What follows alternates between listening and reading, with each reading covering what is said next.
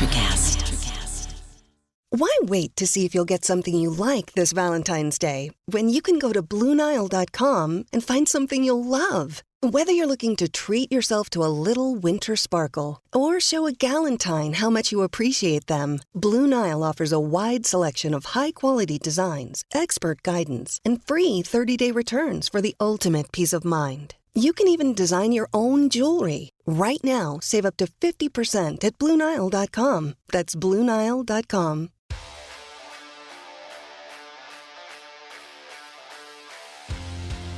Hello and welcome to the next edition of Mr. The Point. I am Rayhsawn Buchanan with my guy, Money Mike Marcangelo. If this is your first time listening to us, we thank you for tuning in. Smash that like button, smash that subscribe button so that you don't miss all of the content that we have coming your way. So now that we got the pleasantries out the way, once again, it's about to be a brutal show. We thank y'all for those that tuned in last week. Y'all heard a little bit of, what we had to say. We kept it calm, but tonight, it calm. It could be not calm. So, we'll get into that shortly. But man, one if five, Mike. Just 1-5. They lose to the Raiders yesterday, as we recorded this on a Monday. 21-17, very close to my prediction of 24-10. But just what were your initial thoughts after yesterday's loss? We'll start with a few positives before we get into the negatives, because obviously there's a lot more negatives than there were positives. I have to start positive. You're mandating that? Yeah, got to. We're gonna spend most of the show being negative anyway, so it's coming. Positive. Obviously, I think you had written down. Kendrick Bourne, 10 catches, 89 yards. He looked good. I think Ramondre looked really good too. 10 carries, 46 yards. And he's averaging. This is the first game all year that he averaged more than 4 yards per carry. That's a negative, so I can't talk about that. That's all I got. No, what I saw that you had written down like, they only allowed 6 points in the second half. Yeah, it's because Brian fucking Hoyer was the quarterback. Get out of here with that shit. I don't want any of it. I don't want any of that. Scratch that right off the list. Fuck that. Well, it happened, sir. It happened. The Patriots used to feast on backup quarterbacks, dude. So the fact that now we're saying as a positive, they only let up 6 points. No, I'm not. Yeah. I'm ready to accept the reality, but I can't accept that. When Hoyer threw that pass to Devante for like 40 yards, I was like, oh my God, they're about to make 35. And that was a nice throw. That was a really nice throw. I was like, I was like, let's go. But there is another positive that you didn't bring up, and it's remember when you brought it up, but you didn't count it as a positive. But I'm gonna count it as a positive. They lost the game. Like that's a positive. Any loss is a positive. Yes. Listen, we gotta get out of this. Listen, after the Cowboys loss, I was like, the season is essentially over. Like you can't show up like that, or not show up like that. I think this is going to bounce back. So I'm totally on board with them losing. And to my drink, I was waiting for this show to record so I could bring this up. So shout out to the gentleman that commented on our show last week that told me that he was so high on Drake May. Well, did you see what happened on Saturday, sir? 275, not one, not two, not three, 4 touchdowns against the U. No picks, right? No picks. And they end up winning the game, I think by 10. So Drake May showed out once again. So it makes my pick. So that's 12 touchdowns to 4 interceptions. So is that a good number ratio for you, sir? It's 3-1 good. I'm a math teacher. 3-1 is pretty damn good. So I'll take it. I just had to put that out there because we had some doubters last week about the Drake May thing, but I'm like, nah, man. Drake May is that guy, and he just showed y'all once again. But yeah, back to the loss. Of course, it's great that they lost, Mike. I'm no longer looking forward to them winning a game and messing up their draft stock. That's just where I'm at. I'm sorry. So if that makes me a weak fan, a bandwagoner, a pink cat, as some national pundits would call it, then so be it. I'll be a So pink cat. how do you dedicate 3 hours out of your Sunday and tuning into them just to watch them lose? Because I want to make sure they don't do anything stupid and actually find a way to win the game. And I was pissed when you texted me that yesterday about, oh, here's your signature moment. I was so fucking mad because I was like, he's gonna be right, and I'm gonna be livid because everything I've been saying, I'm like, no, don't give me the signature moment now. Don't give it to me now. I needed it in week 2. I mean, just for the record, I was a $11 million fingertips away from being right. So close. Cool. Oh, so we'll get into that. That was a very, after looking at what Devontae Smith said in his press conference compared to what Devante Parker said, we'll get into that shortly. But that was a tough scene to see for sure. But yeah, but no, I devote listen because I'm still gonna watch even though if it was making my eyes bleed. I'm gonna watch, Michael. But that's just what it is. Yeah, but it wasn't making your eyes bleed. They gave you everything you. Well, no, they made me nervous. They made me nervous for a second there, where when that pass on the air, which might have been the best throw of Mac Jones' career. Yeah. Well, it was right in the breadbasket, as they say, and in the words of Get Smart, you missed it by that much. You missed it by that much, and I'm glad that Devante Parker did his best Nelson Aguilar impression. I listen, bravo. I don't know what you said after the press conference, but for you to drop it and make sure that we don't have a chance at all, and then shout out to Max Crosby turning into prime Reggie White. After it was beautiful. It was great. It ended on a sack. It was that was textbook Patriots at this moment. Or to steal one of our favorite announcers in wrestling, Michael Cole, it was vintage Patriots, baby. It was great. It was great to see. So I'm not used to being the least negative person on a show. I think it's because, and I know you wanted to start positive, but I don't think we can do that for much longer. No, right? It's totally fine. I'm ready to accept the fact that that it's over. It's really over. Like the glory days are 100% done. But what I'm having a hard time really grasping is that in a week in which the head coach, the one that's won 6 Super Bowls here and went to 9 and won 2 others, before he was here as a defensive coordinator, when he tells the team and he tells the public that he tells the team that it's a restart, and you still show up like that, I mean, we've seen him lose a locker room before, like in 09, right? But he went 10. He went 10-6 in 09. Mm-hmm. They are absolutely revolting against him. I mean, they couldn't try to tank because if he told them to do it, they'd win a game. So they're actually trying to win. And this is how fucking bad they are. And with a tear in my eye, with a tear in my eye, I can say that it was the happiest day of my life. Woo! Yeah, but look at how much it's changed in a year, dude. The last year in Vegas, you almost jumped out your window.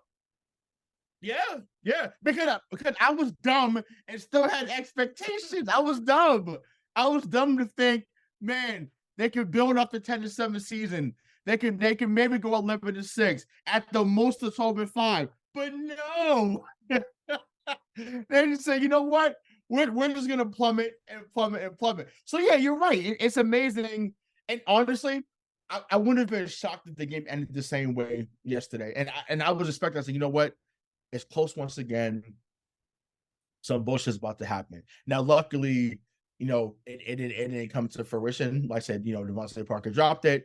Then obviously, the offensive line, did their best Olay impression and said, Max Crosby, hey, come on to the end zone, buddy. come on end this game for us, please. But yeah, listen, I when I start bringing out old wrestling promos, That's not good. I'm super ecstatic. It's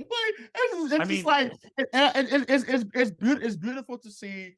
And once again, yes, for those that listen to, yes, am I hysterical right now? Yes, I'm hysterical because I'm just like, is it my coping mechanism right now? Probably it is. But my thing is, I want a top 5 pick at this moment. We haven't had a top 10 pick since 08, I think, and that was Gerard Mayo.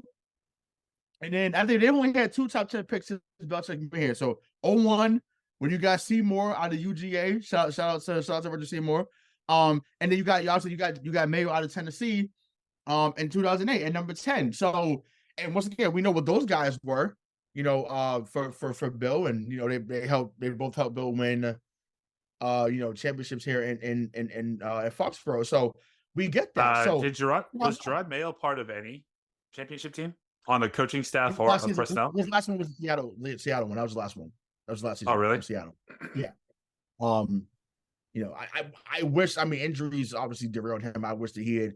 I think he was great from day one. Like, it wasn't something where he needed to kind of walk into it. Like, he was good from the jump.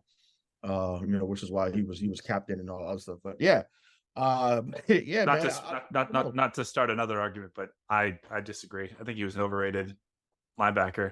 I think he was a volume guy. He was not. You can name 3 impactful Gerard Mayo plays. You can't. Yeah, off the top of my head, no. Obviously, I mean, yeah. Was Hightower other guys better? Sure, I'll say that. Yeah. I had no issue saying that.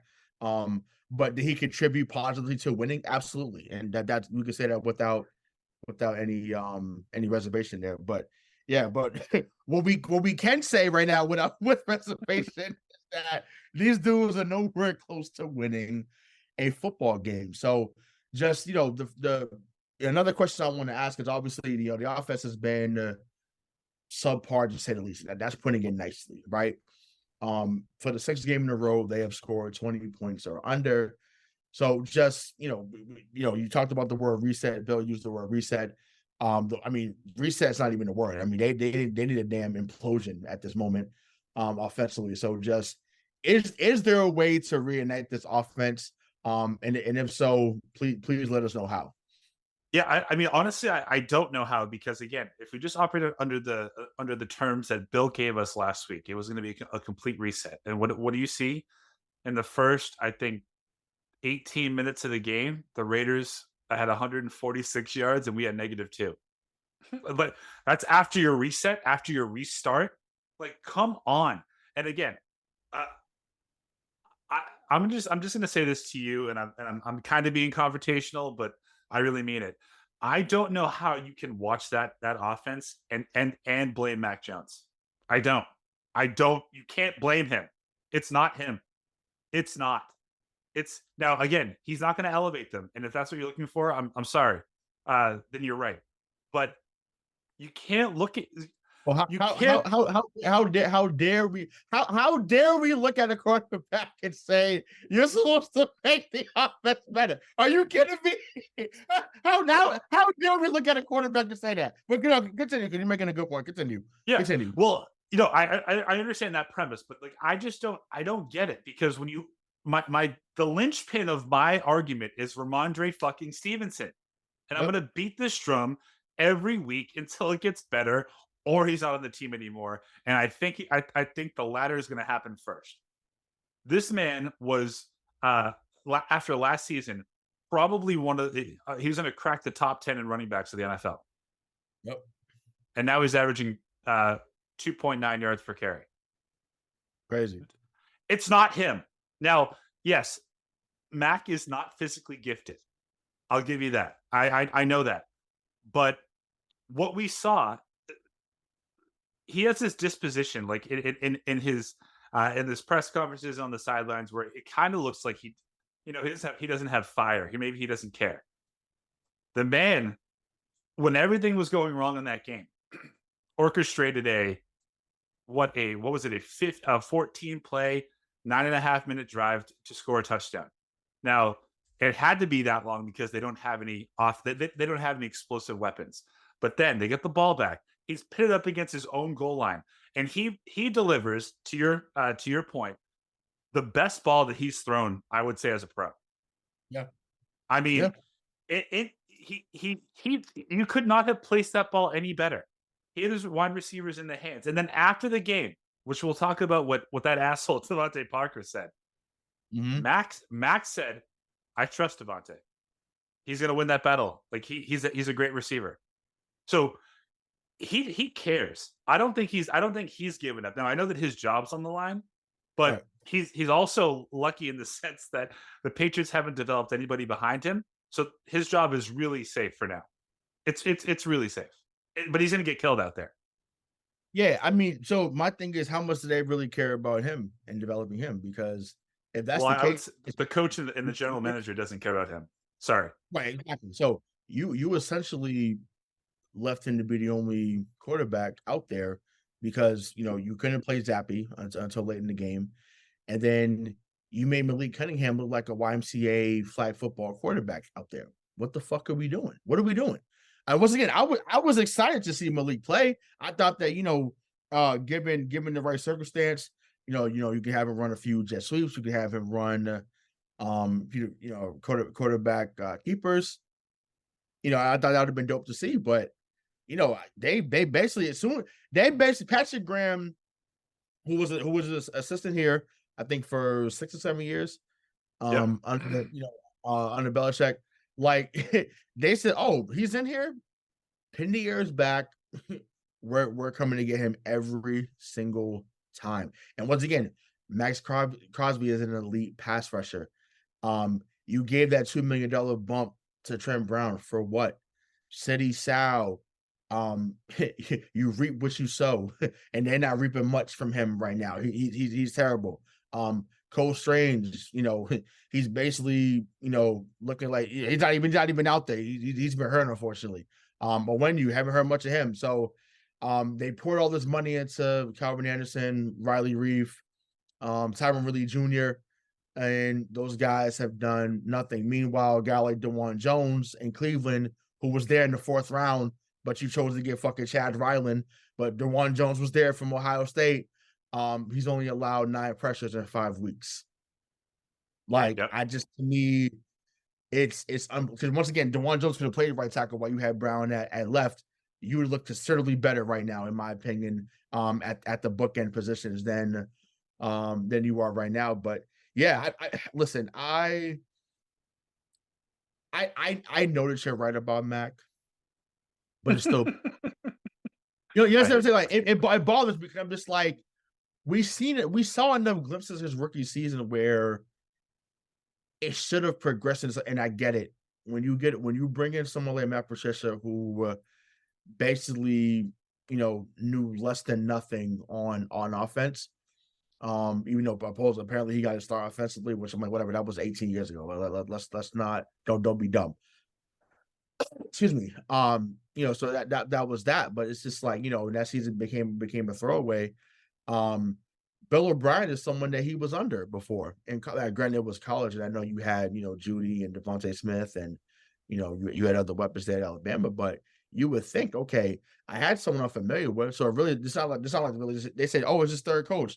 Like, no, this is really his 2nd. You knew about Bill O'Brien because you had him in Alabama. You was teaching him the offense down there. So I don't know how it's gotten this bad. Once again, he's progressing. Can I tell you why it's this bad? Right. Because Bill Belichick has essentially cuckolded Mac Jones.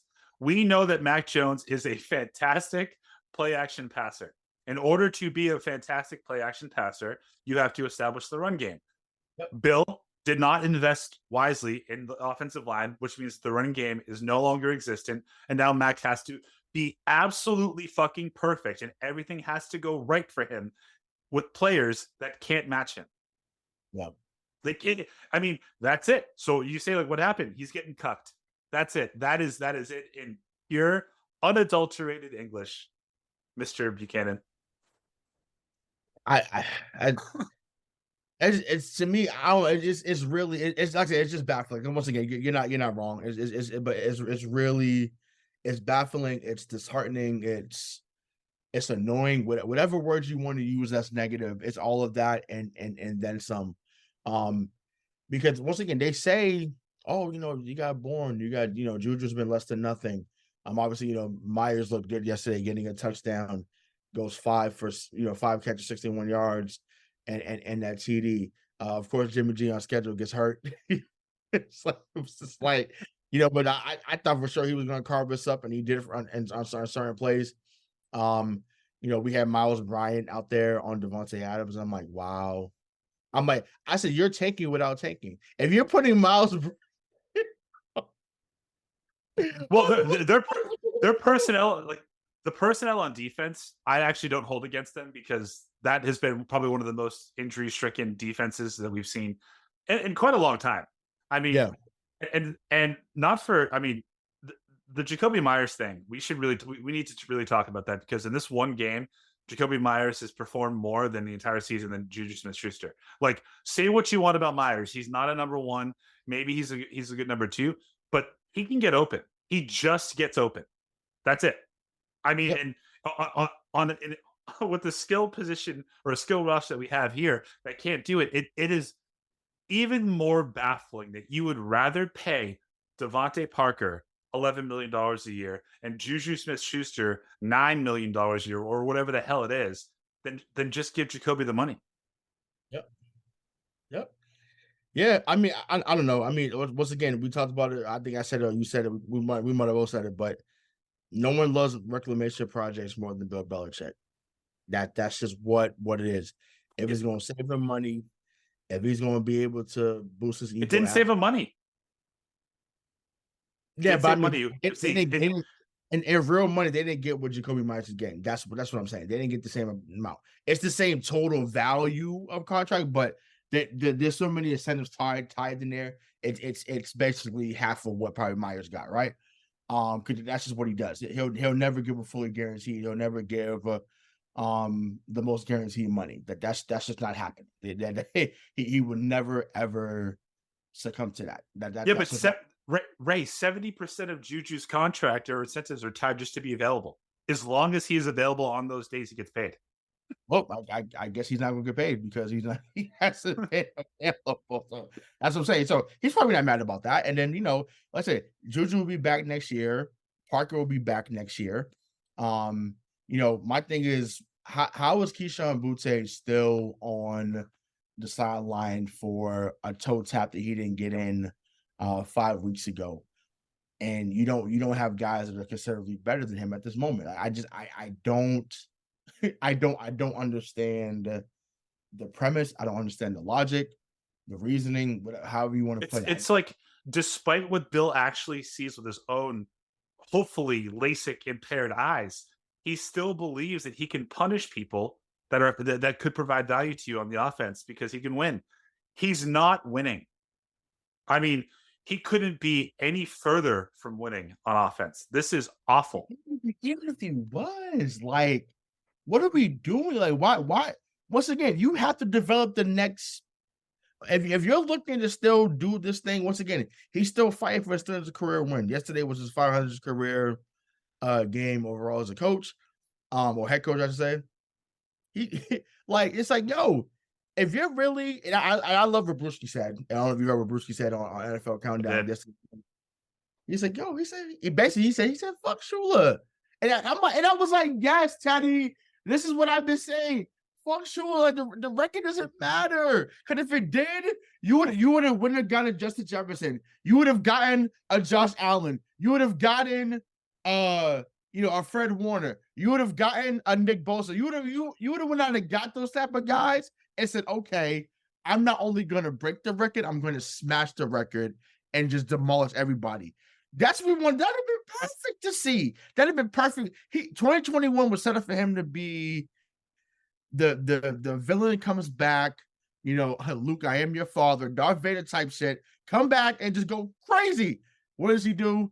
You spend a $250 million on Jonnu Smith, Hunter Henry, Kendrick Bourne, Jalen Nelson Aguilar. Mills, Nelson Aguilar. And now once again, you go 10-7, so now which is respectable. But then listen, you fall off the face of the earth. Once again, to me, you would think, you know what? Let me tweak a little bit here, tweak a little bit there, and then bam. But like you said, I think you said it earlier in the show. Now with them losing like this, it exposes everything. Now it lets you know, okay, we're not a piece or two away. We're really about 5 or 6 pieces away, and we have to reset in a different way, because right now whatever they have clearly isn't working. But this adds to the discussion. But I have 2 things that I want to bring up, because I do think in 2021, Bill, in his mind, now he was wrong, but I respect the fact that he went out and spent that money. He does trust his ability to draft on the defensive side of the ball, for better or for worse. So do I. So he went out and he signed a star, Matthew Judon, which aside from this injury, I mean, he tapers off at the end of the season 2 years in a row, but that's a big boy. Like, that is a perennial, Pro Bowler. And he went out and he built Bill's the only outside wide receiver that Bill's ever really been fond of. Well, there's 2 of them, really. I mean, Ocho Cinco, he brought him in, and he was terrible. And Randy Moss, but he got him for the cheap. He likes, obviously, like we're under this assumption that he loved DeAndre Hopkins. Maybe he does, but he's not willing to pay him more than he's willing to pay Devante Parker. So like Bill built the offense the wrong way, right? But at least he fucking tried. He went out there and, you know what? We were really good with Brady in 2010, 2011 with 2 tight ends. I'm going to go grab 2 of those. Great. He drafted Ramondre. Good. That's a good fucking draft pick. Right. And by the way, he always hits on running backs. But he was just missing that number 1. And for what it's worth, which, who the hell am I? Jonnu Smith and Kendrick Bourne, I'm sorry, and Nelson Aguilar have more receiving yards this year already than they did last year. So are we sure it was them? No, but of course it would just. But that's what I'm saying. That's I think that's why I think people were excited coming into 2021. He's always been able to find guys that could play from other teams. He just can't draft them. Like he'll bring it. That's what I'm saying. Some of the receivers that's coming in, you're like, wow. Once again, perfect example is Wesley Walker. No one was checking for him at San Diego or Miami. He comes up here. The man gets 100 catches for 5 straight years. What? Like becomes the best slot receiver this game may have ever seen. Or maybe at least top 3. Like, and then he follows that up. Then he follows that up with Edelman. So he got to, you know what I'm saying. So I'm just like, clearly, but that's the thing. It was like, okay, just find a guy that's 5'8", 5'9". We can go dominant. But I'm like, yo, you need. So with him, he has an affinity for. Excuse me, the guys that are 5'9", 185, and then the guys that are 6'4", 220. The problem is the 6'4", 220 guys can't play that he gets at all. Except for Randy wasn't 220, but Randy Moss was coming off a down year in Oakland, and then the man follows up with the greatest receiving season of all time. But even he got tired of Randy Zach towards the end. But I'm like, Randy got to San Francisco and showed you, I can still play a little bit. Just remember, he did stop in Minnesota and Tennessee before San Francisco. Right, but I'm saying he was old. He was still old. He was older. You still. But that's what we talked about. What do you remember? We joked about the Jerome thing. I remember the touchdown he had against us here. It's San Francisco. I remember him still outrunning guys at 35, and you're just like, how is this happening? Like, this man is unreal. So yeah, I forgot. Yeah, he did come back home. It wasn't Texas, right? I forgot about that. But like this man was called the freak on Madden for a reason. He was just different. So it just makes me even madder that they didn't go get a DeAndre Hopkins, because you're not telling me that even with pushing those guys back down, say if Bourne becomes your number 2, Hopkins and Bourne's that's a pretty good one too. And then Juju's your 3. Like I don't know. To me, it's just annoying that he told, like I said, to bump up Parker especially when Parker was hurt like last year. Paid him. He extended him, right? He extended him, gave him more money, and extended him. Now, Hopkins has had a down year for sure. He's still 2.5 times better than our best. Right. And Right. if he's here, I bet you Bourne's open. I bet you Schuster's open if he can For figure sure, out for sure. what route to run, and then you open up the game for your tight ends.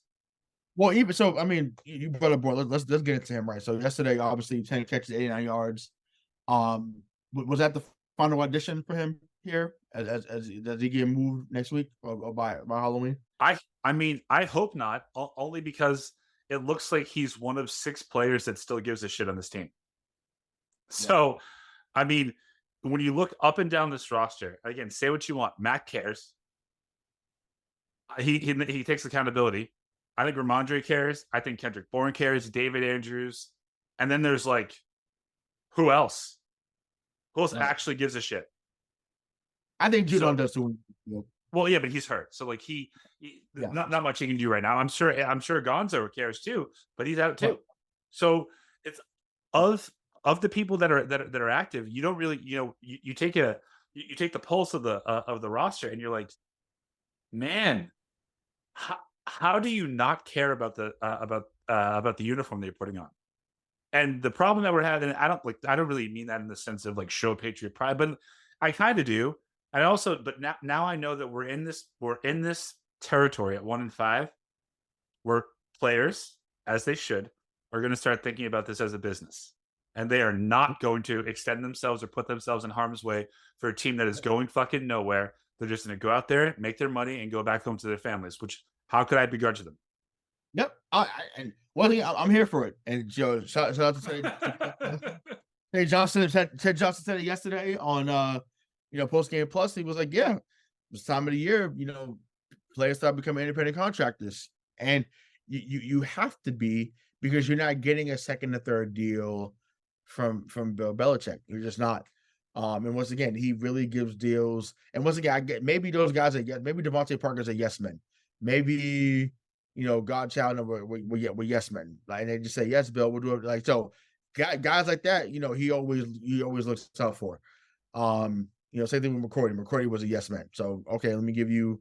Oh yeah, hey Bill, I'll take less money. Like what? Like, so he was just like, okay, fine, whatever. But I just, to me, there's a multitude of things that have gone wrong. Leadership is really one of them, in my opinion. I know they brought back Slater to help man that locker room, but his message probably isn't getting through. Yeah, like, love you, Matt Slater. You're one of the best special teamers of all time, but in reality, nobody cares what you say in that locker room, and because you're just a special teamer. That's like, Right. you're not a star wide receiver. You're not a star defensive back. Like, no, sorry, again, and I respect his game, but Matthew Slater ain't selling tickets. Yep. Yeah. Yep. Facts.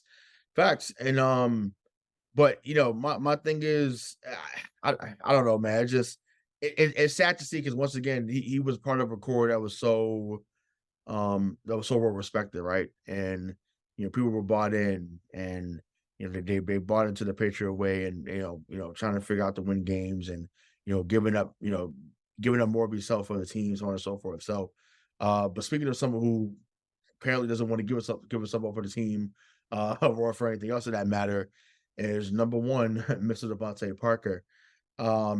Comes up, has the post-game presser. They ask him, just what happened here, what happened there at the end. And, he gives it. So whenever you answer a question with a question, you're clearly annoyed. In that moment, he was annoyed. He says, oh, what did you see? You guys basically, oh, well, I asked you. So just, does that speak to the lack of leadership in the room? And 1,000%. just, yeah. And just, were you shocked by that answer from him yesterday? Yes. Well, no, I'm not shocked by that answer, because I don't think, like, if you ever had questions about whether he was a number one wide receiver or not, he answered them for you last night. He's not. He isn't. He doesn't have it. He doesn't want to take any accountability for himself, put any of the responsibility on himself.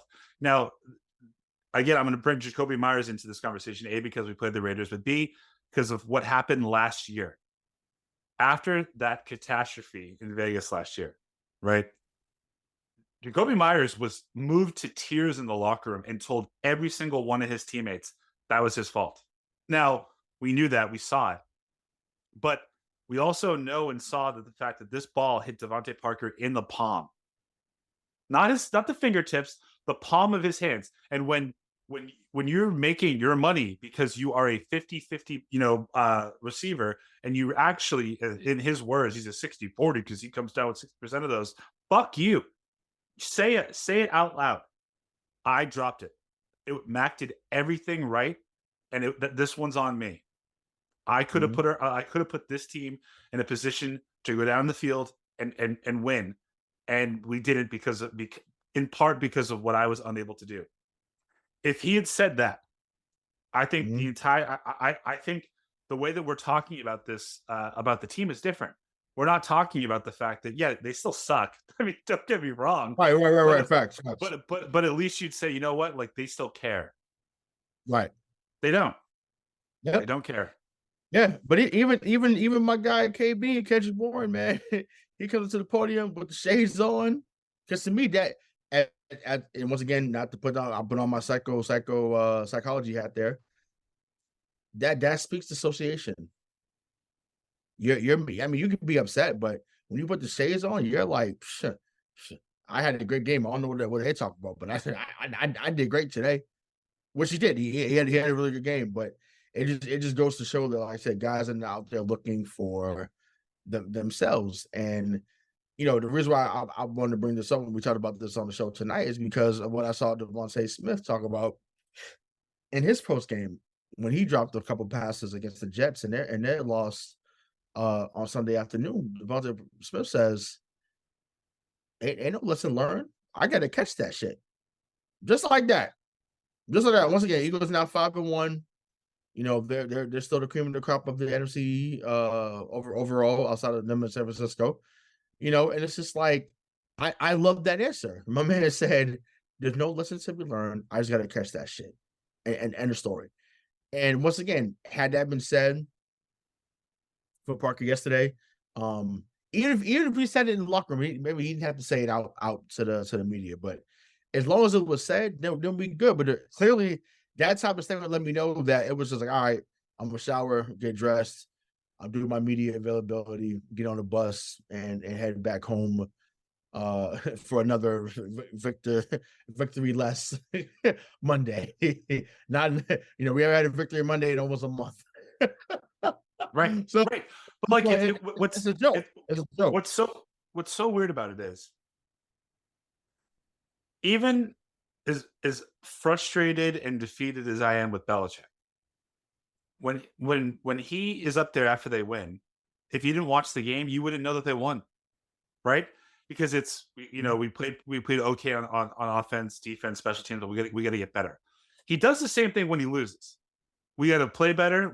But he always makes the point to say we have to coach better. That's him putting it on himself as much as he's ever going to. That's all Parker had to do was, we don't have a lot of chances. We haven't had a lot of chances to have a deep ball this year, and I just can't let it slip away again. But that's on me. Right. You and I, when this happened back in 2011, we were talking when Welker dropped that pass in the Super Bowl.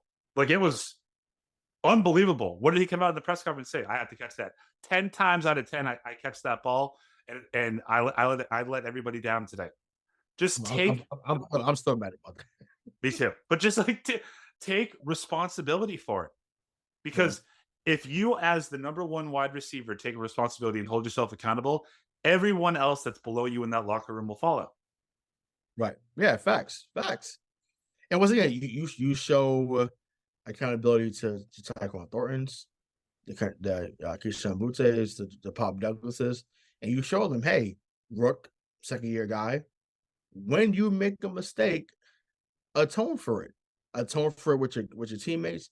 Atone for it with the fan bases that are paying their hard-earned money to see you on a week in and week out basis, that are invested in this team, not just financially but emotionally as well. There's an endearment that you have, to this fan base. So I don't know. Like I said, he had an alley-oop to endear himself to the fan base, to his teammates, and he chose not to. I get the frustration, I get the anger, because it's warranted, right? When you're not doing your job to the best of your ability and you're not winning, especially when you think you could be a good team. At the end of the day, sports and the NFL for sure, especially are results oriented. Whether you had 10 guys injured or not, did you win? If you didn't win, then it's not a great week. Period. Right. And I get that. But it's just like, more accountability just needs to be placed all the way around. Because like I said, it can go a long way at the end of the day. Can we just talk about the final play of that game? Because you've made the the mention of the Ole. Mm-hmm. The Raiders rushed 3 against 5 offensive linemen, and 2 of them got home. Yep. I think Michael Hurley tweeted that out, or exited, whatever the fuck it's called now. That if that doesn't perfectly encapsulate the 2023 New England Patriots season, I don't know what does. They rushed 3 against your 5, and they still get a safety. And what's crazy, they were saying, "Oh, why didn't Mac throw it?" And there was another blow up in the picture. The guy in the flat fell. Whoever, I don't know who it was, but fell to the ground. Where's he going to throw it to? What's he going to do? That I won't come back for. People say, "Oh, I'm like," and I've been getting on Mac Jones, whatever, waiting for a signature moment. But I'm like, where was he going to throw it to the flat, y'all? I want to know. Please let me know. Where was he going to throw it to the flat? The guy he was going to throw it to the flat to was on the fucking ground. Let me know. Let me know. Throw it on the ground to him to see if we can roll to a first down. Really? Is that what we're insinuating? Is that what we're desiring to see happen? Now, once again, the pick that he had, a joke, and Tony Romo said it perfectly. What a horrendous throw by Mac Jones. Yes, because it was horrendous. Henry. Hunter Hurst Henry.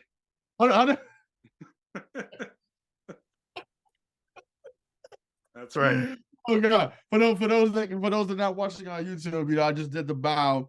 Shout out to my guy Triple H. But man, it's just like, Henry was wide open, bro. And wide open. Wide open. I'm talking Red Sea open. And you overthrow him by 10 yards. I said, oh my God. And once again, they couldn't yank him because there was nobody available. You're gonna put it in. But that leads in. So, we talked about who can you put in. Is it Will Grier time? Should we see him next week too? Why? Why not? I'm not, because even though you're on the tank for whoever it may be, train, I'm not in the business of ruining young men's lives and careers. And I fundamentally believe that if you put Will Grier into this offense, he's going to get killed. You're going to shatter him. Don't do that. There's no reason. You're going to need another backup the next year when you have hopefully a good quarterback. So you can't. That's not my problem. No, listen. That's not my problem. I get what you're saying, but I have so much sympathy for Mac Jones, and I want him to find a job in this league. That I think he'll have a job. He's a starting job. He has earned the right to play this season until the offensive line decides that they're actually not going to block anybody, and he gets carted off the field. That's already happening. It's already happening. Like, they're already not blocking for him. They're already doing Ole. It's already happening. It's a joke. What are we talking about? Once again, Mac's confidence, whether he comes up there on the press conference and says otherwise or not, every week, he's dying a little more inside. I don't want to hurt him. I don't want to be a murderer. He's getting killed every week. Shout out to Rihanna. I love you. But I'm like, that is just like, what are we? He's not I don't know, man. Like, my thing is, if you want to preserve him going forward, get him out of there. Will Grier is not a starter in this league. And once again, he was a Gator. He was my former Gator, my quarterback with the Gators. He had a nice run at West Virginia as well. Get him out there. He's 6'3", I think, 6'4". Has a little more athleticism, a lot more athleticism than Mac Jones. Why not? not? Why not? Like, there's nothing to gain by seeing Mac Jones out there on a weekly basis, knowing that your team is not equipped to win the game. And once again, I think you're listen, and I've lamented about him not being the guy. Could he be a starter elsewhere? Yeah, I no longer want to see it here. I'm done.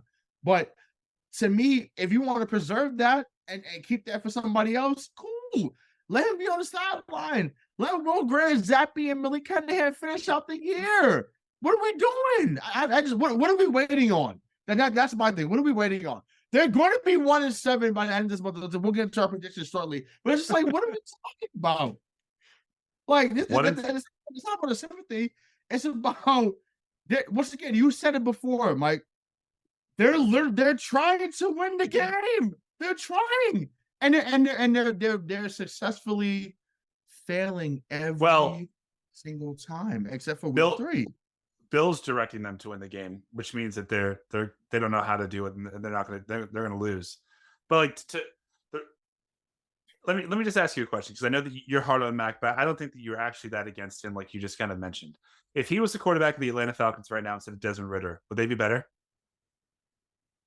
Yeah, he's better than Desmond Ridder. Yeah, for sure. Yeah.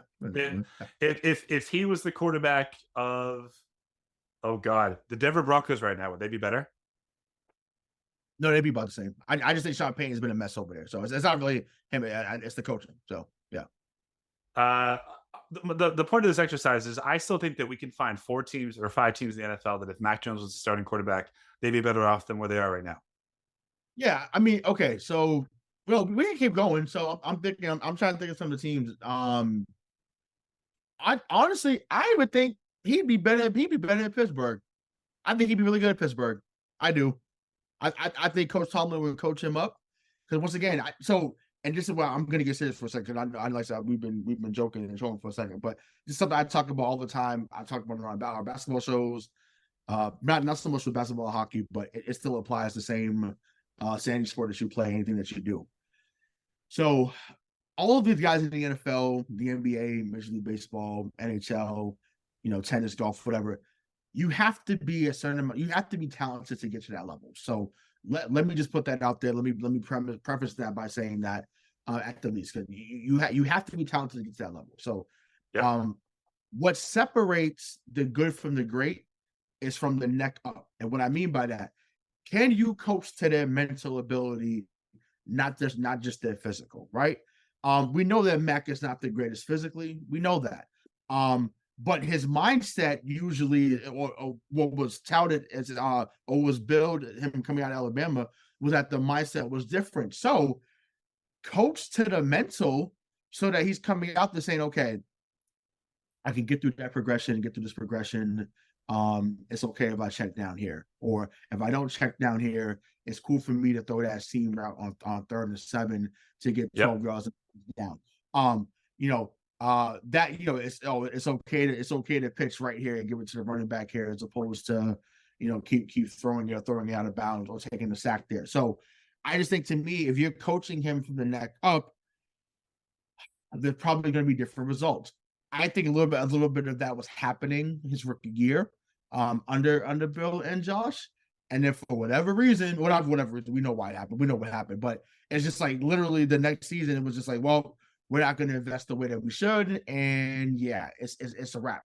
So that's what it is. But yeah, there's a couple more teams. I feel like if you put them, Panthers, where the Panthers, they're better. Yeah, the Panthers. The Vikings. And yeah. I mean, yeah.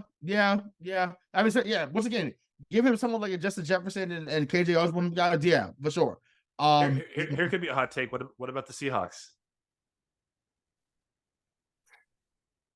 I mean, that's a good skill set. Well, the way they've revived Geno Smith's career, yeah, I would say yes. He would look good there. Once again, DK Metcalf, Tyler Lockett, Noah Fant, Kenneth Walker, like they have enough there where he would look decent there. Like I don't think Kenneth Walker is better than Roger Stevenson, like when they're both right, but sure. that would be the only difference there in my opinion. Yeah, so yeah, there definitely a few more. Even someone like Tennessee, right? I think Vrabel would get a lot out of him as well. Once again, throwing to Hopkins and the Burks, and obviously having a running back like Derrick Henry. What about the Raiders? I just think they're a mess in general, so I want to see. But yeah, obviously when you have a Devante Adams, yeah. So yeah, but I think what we're speaking about, we're still going back to the weapons, which I think you're getting at. Yep. The weapons are considerably better on these teams, with the exception of a few. It goes back to scheme. Are you scheming these guys? Actually, Ray, I hate to interrupt you, but I don't think that there's an exception to any of the teams that we just mentioned that have better weapons than us. I think they all do. Well, I mean, I don't think the Panthers have a better skill thing than we do. I don't think. I wouldn't say they do. They have Adam Thielen, who, by the way, is an actual number one. We're also 6. I mean, it's just like they well, sure. Yeah, you know what I'm saying? I mean, it's just like that to me.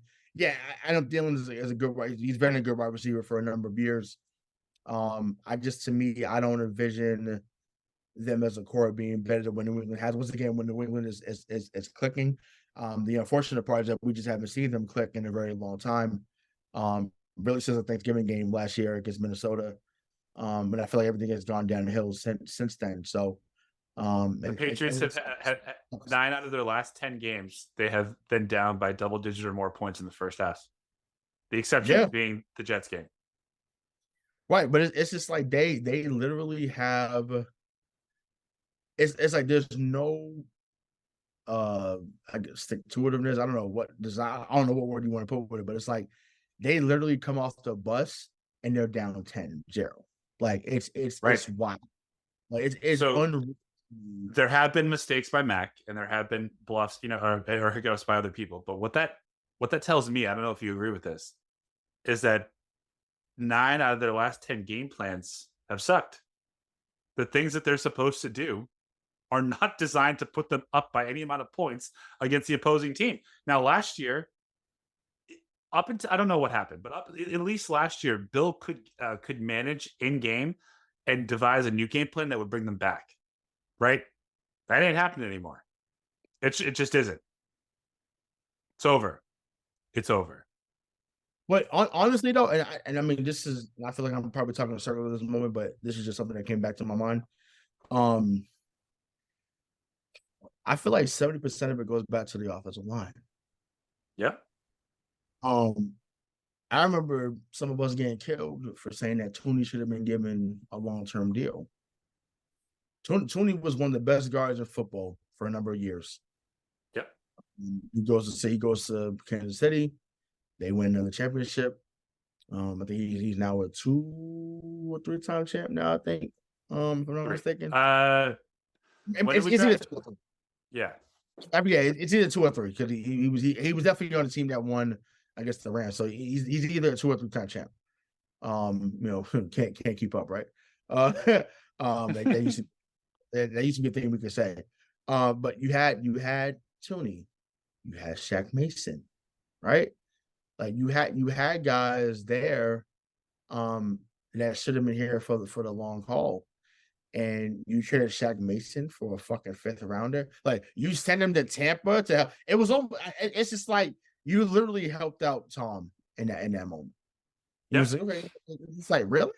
So like you thought a 5th rounder was more important than Shaq Mason? Like that shit like that is bothersome. It's bothersome. Once again, you had guys here that were really good at their position, whether it was Scarnecchia or not. Like Shaq Mason, Owenu could have been your right tackle at the end eventually. Then you had Owenu. I just talked about the guard. Oh, Tooney, Andrews, whoever your left guard was going to be, and then Trent Brown. Like that'd have been fine. That offensive line would have been fine. They would have been getting the runs that they needed to get, and then we would see things look differently for Mac there or any other quarterback that comes into here. So, which lets me know if they do get a top 5 pick, it's not going to be a quarterback. I would say that even though you and me and everyone else with eyes knows that in today's NFL, the three most important positions are quarterback, wide receiver, and tackle. Yeah. Bill didn't want to draft the first, and as we so eloquently stated before, has made sure to fuck him by not giving him anything the wide receiver and tackle position since they drafted him. So I think that you're in your scenario where if they get a top 5 pick, Bill can't be here. He can't. He cannot have any say in that draft because he will do what he knows, which is not draft the best available skill position. He'll draft a fucking tackle at number 5 overall, or he'll trade it for 3 second-round picks and draft 2 tackles and a fucking punter. You know I'm right. Yeah, but it just goes back to, and once again, we don't have to go into it further, but he has to go altogether. He just has to go. Yeah. It's like he's literally ruining the team. Is there any part of you that thinks that now he might be trying to tank so that Kraft fires him so that he can go be a coach somewhere else and Kraft still has to pay him? Because he's making $25 million a year, allegedly, but we'll say that's probably true, right? And let's say that Buffalo decides that that their head coach isn't him, that they need a better coach, and he goes, you know what? I'll go to Buffalo for $5 million, and Robert's still on the hook for the other 20.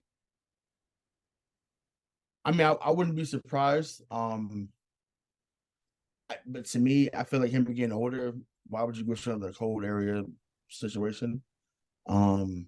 Because that team's ready to win a Super Bowl if they had a good head coach. Sure, but I mean, and I know this sounds blasphemous, but I just think I can only imagine what would happen. Can you imagine him in Miami? He breaks the record in Miami. Like, well, he would trade Tyreek. so that happened. To have all them guys there, once again, you literally just have to say, okay, let's just win now, type thing. He would do wonders down in Miami. Tell you what, if the Cowboys season keeps going the way that it's going, and they finish, like let's just say 9-8, and this thing keeps going off the rails up here, and Kraft fires him, Bill has a boner for Jerry Jones, loves him. I mean, that'd be a hell of a place to go. Hell of a place. Honestly, take him at this moment. It's just like, every good relationship, especially in sports, runs its course after a while. It just does. And 10 Super Bowl appearances with him as a coach, because he was one as an assistant in '96. You've been a part of 6, or you won 6, I should say. Been to 1,000 AFC championship games, 1,000 division titles. There's nothing left to prove. Like my guy Teddy Bruschi said, you've proven that you were, without a shadow of a doubt, the greatest head football coach this game has ever seen. Not Landry, not I don't think he thinks that, though. Of course he does. Of course he does. And the way that he operates, when you operate the way he operates, and he just says, "Well, I can win whatever." That's ego. That's ego. Of course. Well, I think he thinks that he can still outcoach anybody else and outcoach all of his piss poor decision makers. But I think he knows that if he doesn't win without Brady, it will always be, yeah, but look at your record without him. Yeah, but what did you do without Brady? And it's nothing. Right, but that's what I'm saying. Go coach Justin Herbert then. Someone like that. Someone that's young, that can sling it. They got a good team around him. I think that'd be a great scenario for him. Chargers. Yeah, I'm here for that. Yeah, I think that'd be great. See him and Andy Reid go at it twice a year. That'd be awesome. You want to talk about Buffalo? Yeah, let's do it. Let's do it. So yeah, you lead off. Thoughts on that game? 64-3 in favor of the Bills. I mean, no, honestly, I think that this game's going to be. I think the first quarter is actually going to be close because I think do you? Yeah, I think the end of the first quarter is going to be something probably like 10-0 in favor of Buffalo.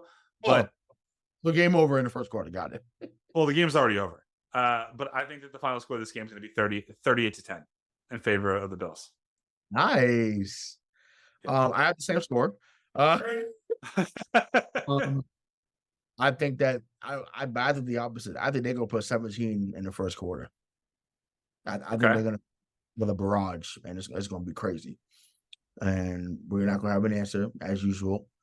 Stephon Diggs is gonna be, he's not gonna go off. He's sure he will. No, Gabe Davis is gonna have 200 yards receiving. Stephon Diggs will be held to like 4 catches for 40 yards. Bill can still do that. By who? By who? Doesn't matter. Bill did it when stop. So wait, Shaun Wade is gonna stop him? No, Shaun Wade and somebody else. I mean, the same. Why don't, dude? Just Shaun you know Wade. if he can still do Brian, this. What did Devante Adams do? That's different. That's a different thing. Stephon Diggs is not going. Listen, it won't be 3 for 30. I know that. It won't be that. Maybe it's 5 for 60. If you want to call that shut down, then cool. I'll take that.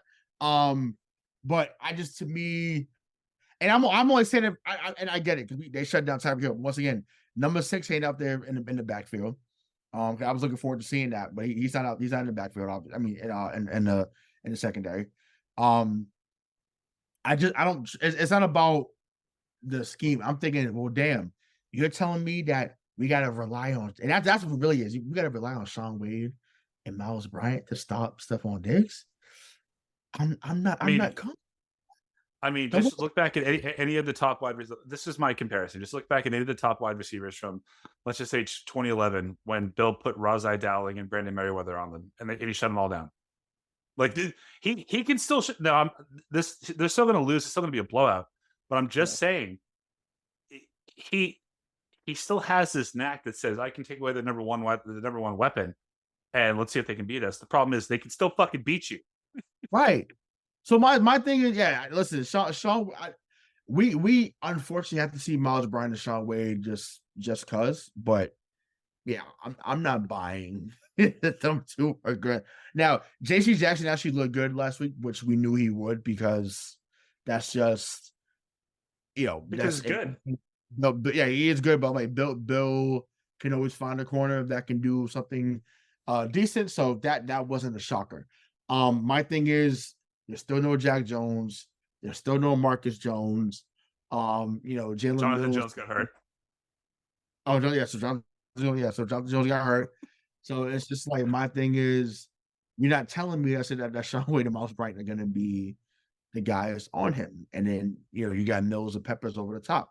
Once again, what a hit, too. We talked about it. We didn't talk about that earlier, but yeah, what a hit that he put on Devante Adams to get the interception. Yes, that was like, wow. But I forgot that's what he was. That's what he was built at coming out of Michigan a few years back. Like he was a heavy hitter. He's been really good for Bill and his defense. Another prove it type guy. A guy he found for the cheap and has played well. So that's what's up. But yeah, I don't know. But yeah, this game will be over at halftime. And just, to me, I fully expect them to be 1-7 going into November. Unless somehow, some way they wake the fuck up and say, you know what, we're not going out like this. Which I highly, highly, highly doubt that will happen. But once again, we've seen a lot of any given Sunday type games recently. So this means that they're probably going to win one of the next two,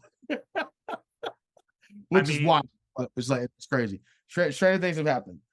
Not for nothing, but we still could be on the precipice of history, because right now, Bill Belichick is sitting at 157 career losses, and the record for losses as a head coach is Dan Reeves at 165. So Bill might break a record this year. Either he's going to get to 300. 300 is coming at some point this year, possibly. We'll see. He's at 299. He gonna catch Dan Reeves though. He's going to catch Dan Reeves. You want Reeves on that wall, you got him. You're gonna catch him. That's for damn sure. You're gonna catch Dan Reeves. Rest in peace to him. But yeah, you're going to catch Dan Reeves for sure. Not about it's he and Jeff Fisher tied for 165 losses. And well, I mean, imagine that you're tied. Well, Dan Reeves he didn't win the Super Bowl either, but Dan Reeves was a better coach than Jeff Fisher, Mr. Mediocre himself. That's a very that sucks to be in that type of comparison with him. Well, I mean, but when that just comes from coaching for fucking 30 years. I know, but Jeff Fisher. I mean, we talk about Jason Garrett. Jeff Fisher was Mr. 8-8. Once again, he got saved because of a Super Bowl appearance. 25 fucking years ago. If Kevin Dyson had longer arms, he'd be a Super Bowl champion. But shout out to the original Mike Jones. Mike Jones with the game-saving tackle. Too bad he didn't call 281-330-8004. He missed that. Only those that are about 26 and over are going to get that line I just said. So if you're under 20, don't even bother. You're not going to catch that line at all. But it's still H-Town down, baby.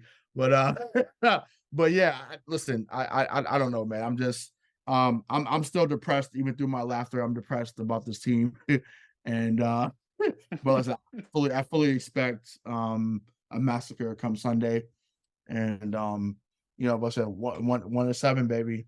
Let's get it. So any last words, my good sir?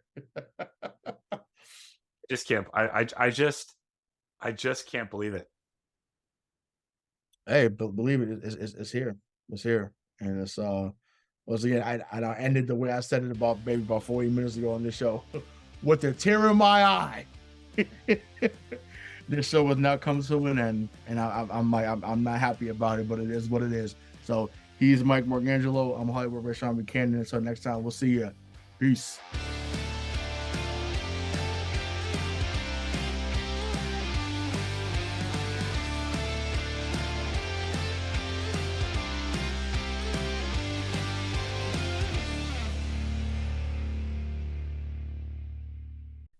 Welcome, explorers of the human experience. This is Let's Talk Soul, and I'm your host, Claudia Monticelli. We're not afraid of the great mysteries of existence here. Soul versus consciousness, we're on it. Spirituality versus science, we've got that covered too. Join us in navigating these profound topics with wisdom, curiosity, and a dash of audacity. Whether you're a spiritual veteran or just starting your journey, Let's Talk Soul is your passport to the unknown. Let's Talk Soul, diving into the depths of the human spirit. Subscribe now wherever you get your podcasts. Hey there, I'm DC. I host the rock podcast, Back to the Arena, The Interviews. It's about a 30-minute podcast where I talk one-on-one with a band who has released new music. You can find us on all the best podcast sites like Spotify, Apple, Google, iHeartRadio, and more. If you're a rock fan like me, subscribe today to Back to the Arena, The Interviews. Electricast. Electricast.